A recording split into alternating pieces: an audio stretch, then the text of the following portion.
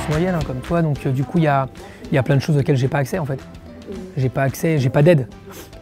Donc je suis content d'un sens parce que ça permet d'aider ceux qui ont vraiment besoin, mais d'un autre sens, ça crée aussi des différences entre les enfants et ça crée des tensions des fois dans les quartiers aussi en disant bah lui il a plus de trucs que nous parce qu'il a des aides et moi je peux pas y aller. Et donc du coup ça crée des tensions à l'envers où en fait on culpabilise ceux qui ont parce qu'ils sont pauvres en fait pour être clair. Et donc tu vois il y a un truc super malsain qui se met en place alors que moi je suis super content de payer les impôts pour que tout le monde puisse être ensemble. Nous en études supérieures, les livres ils ont un coût assez important, ils sont assez élevés donc on peut parler pour un petit livre, hein, on peut compter entre 15 et 30 €, voire plus selon le type de livre.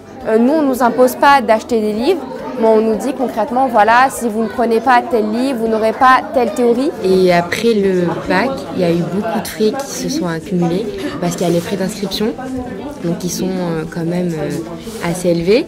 Donc quand on paye les frais d'inscription sur Parcoursup, il y a le problème de Parcoursup aussi, où quand on fait les frais d'inscription pour s'inscrire à une école, pour la mettre dans nos vœux, pour pouvoir postuler, on a des frais d'inscription et pour chaque vœu. Ouais. Donc moi j'en ai fait plusieurs dans cette école, donc c'était un frais d'inscription pour un vœu.